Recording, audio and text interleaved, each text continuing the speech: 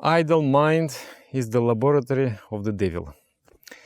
Today, one of my trainee monks, young monk, junior monk, he came and he said, Ada, what to do?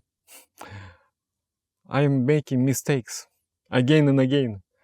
I said, what kind of mistakes you doing again? What happened?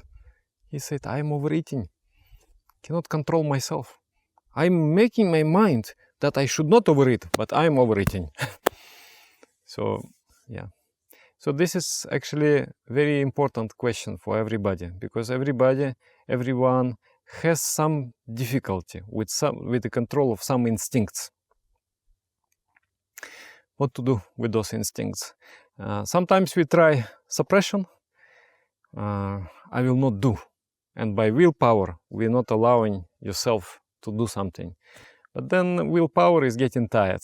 After some time, it's just like a muscle, you know. You cannot hold it all the time in the tense condition. At some point, if you take even a small thing you take and you hold like this, after some time, your hand will have to go down because muscle gets tired. So in the same way, the willpower becomes tired. And once it becomes tired, all that accumulated energy, all that was suppressed, it will come like an avalanche and overthrow you. Then another approach is that, okay, it's just, you know, whenever and whatever I want, I will do. That is also not a spiritual approach, because we want to control our mind. We want to not to be slave to the mind, but we want to be the masters of the mind. So what works is to keep the mind engaged in some mission. Mission is the feeling of Anahata chakra here, the heart center. So if your heart center is not engaged, if there is no higher centers to rule your body and mind, then the lower centers, this one and this one, they're like, oh, the position, the throne of the king is empty. I am volunteer to rule. I am going to sit there in that throne and rule. So if you are not engaging yourself in some higher pursuit, then necessarily you will be engaging yourself in achievement of pleasures. Like here in the Svadhisthana chakra is the center of the pleasure. I want to eat something nice, something sweet, enjoy life, to be comfortable, this kind of pursuit. This is a wasted life, because you are not going to utilize even 1% of your human potential. And it is the life of actually unhappiness and the life of regret. You understand deeply inside of you, you understand that you are wasting your time. You understand that you are not fulfilling your potential. And it is a very sour, very bitter feeling. Even here, this center, it is for the ambition and competition and gaining wealth and power. This is the center. If you're engaged in gaining wealth, power, ambitions, fulfilling the ambitions, you are not very much addicted to the pleasures. You're like it's okay. Sometimes get some pleasure, it's okay. It's nothing to do with my purpose of life. So the higher centers give higher happiness. So once you engage the higher centers, you become indifferent to pleasures. You don't have to fight anymore with pleasures. So I told him, look, you don't have a mission in life. He does have a mission in life. He's a great man, very pure person, full of spirituality and bliss. But you don't have a mission in life, because you don't have a mission for today. You don't have a mission for a week. You don't have a mission for a month. And you don't have a mission for this time you are in training in the monastery. So what do you want to accomplish during this time? Only 3 years you are in the monastery. After you will become wandering monk, and you will be going from city to city to bring light, joy, happiness to other people, to kindle up the fire of spirituality. You know, normal people in society, especially in rich societies, people have everything. They have beautiful houses. We all live like a kings. If you compare 1000 years ago, not even one king would be prosperous enough to live like with that kind of comforts that we live. Central heating of the house, warm shower, the dishwashing machine, washing machine. We do nothing, just press the buttons. So we live in immense luxury, actually. So we have everything. Do we have happiness? Do we have joy?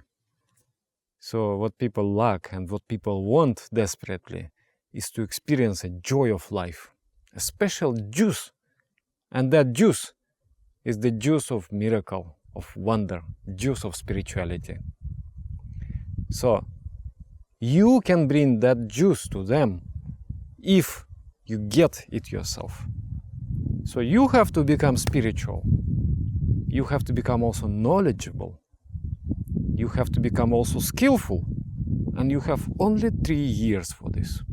You're investing these 3 years just to become a superhuman being. So don't you have a mission? In this week, how many chapters of philosophy you have to learn? How many Sanskrit verses you have to learn? You have to see. And it means per day how many you have to learn. At least 2 per day you have to learn. And the time of the day is limited, so you understand. Now I am sitting for the breakfast, relaxing, but my mission is getting failed. So in that situation, you will be inspired to move on. I was in a monastery in my time of training, and I suffered tremendously of the bad habit of overeating. Because when you're overeating, your meditation is finished. You cannot do any meditation. You know, yogi's life is the life of moderation. If you eat too much, it's not good. If you eat too little, it is not good also.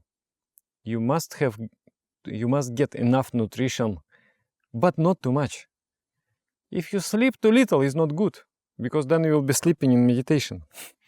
If you sleep too much, it's not good, because then your mind will be dull and will not be able to sense the higher joys, the higher flows of spirituality. You will be just like a stone, unable to perceive it. So there has to be moderation. If you do too little work, it's not good. You become idle. You become full of so many defects in your mind. If you do too much work, it's not good, because your energy becomes exhausted. Your spiritual energy also becomes exhausted. And then you become vulnerable to lower instincts. So you have to follow the path of moderation. Not too much, not too little. Anyway, I started to tell my story. I was suffering a lot from overeating. And I went with so many different ways. I tried to suppress myself. And then, suppression, it doesn't work for a long time. It's like I hold 5 kilo in my hand, and my muscle is strong enough to hold it. But for how long? Maybe I hold 1 hour, maybe I hold 2 hours. Then it starts to shake like this. It is already shaking. At some point, sooner or later, I will drop it. So, when we suppress ourselves, when we use the willpower to suppress our desire, it's already shaking.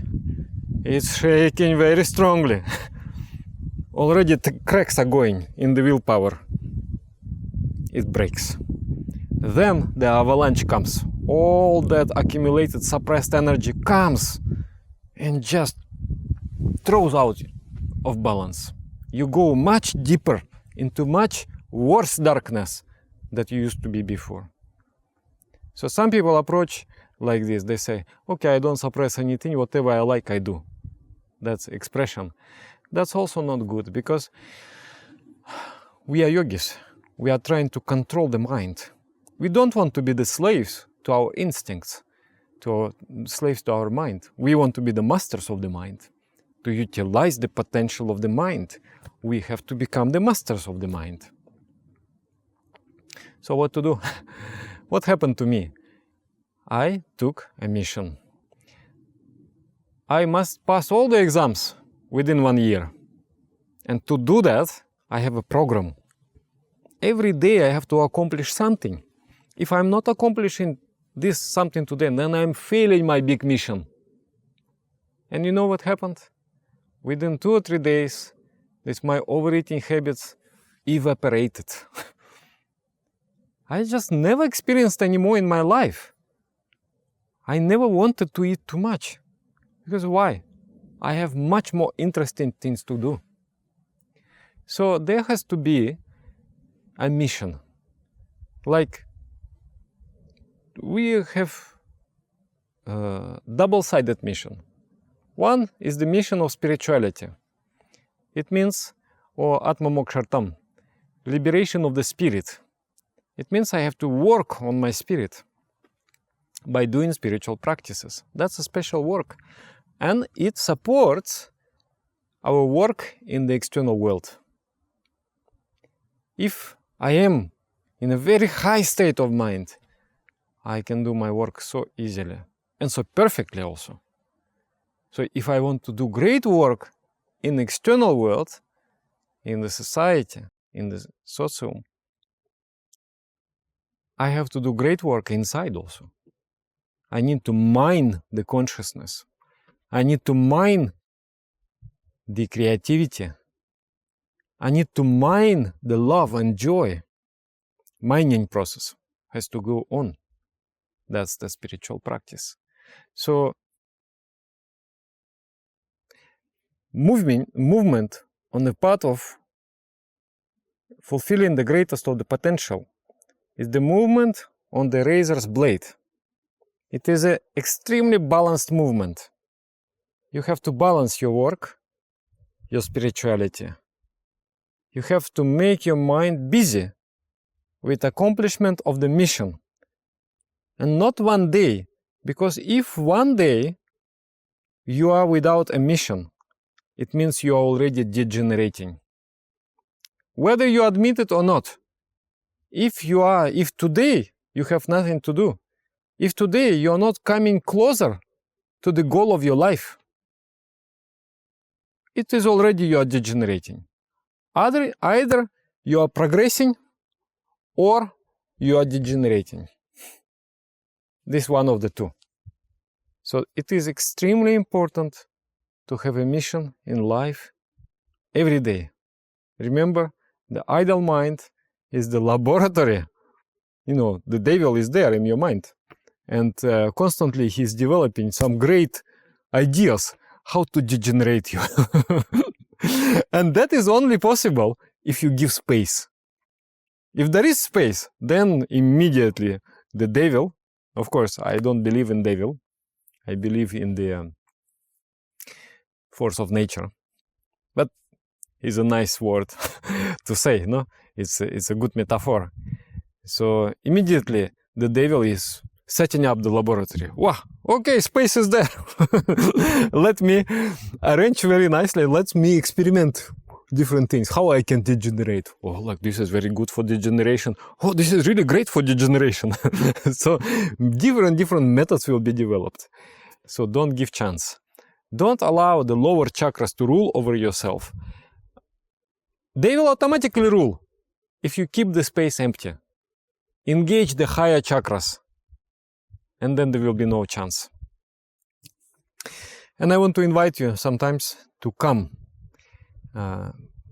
Two options are there. One option, I do very regular retreats in our yoga monastery in Sweden. Another option, I will also start doing retreats very soon. First one will be in November. In India, the place called Jamalpur is one small town, but we are building a very great spiritual center there. And they are going to be the best retreats in the world there. Really, the first retreat we will call In the Steps of Mahasambhutis. And we will be sharing very senior teachers of meditations who have been practicing, like my friend. He is practicing from 5 years of age. He's practicing meditation, and now he is over 50. So such a great opportunity just to be with this kind of people. And we will be transferring the teachings. The first phase is the teachings of Shiva, second phase the teachings of Krishna, and then the third phase, contemporary spirituality, teachings of our Guru, Shishananda Murti. So it's going to be a fantastic event. Both in Europe is to be with monks, young monks full of juice of spirituality. Just even you spend 5 minutes with this kind of person, your life become blessed. And in India, in the birthplace of the great master of the 20th century, which is full of spiritual vibrations. So I would like to invite you also for this kind of events. And if you find this video useful, if you're struggling with this kind of problems, or if you know a person who struggles with this kind of problems, in fact, I have several people in my mind who actually complain about their different sufferings, I think I'm going to send this video to them, because this is the cure. This is really the way to overcome your animality and move towards your divinity. So share this video to help other people. Namaskar. Dear friends, because of your donations and contributions and support, our project can grow. I am able to record the useful videos about spirituality, meditation, inspiration, etc. Those who want to support us, you can find the link in the description of this video. And I thank you from the bottom of my heart. Thank you very much.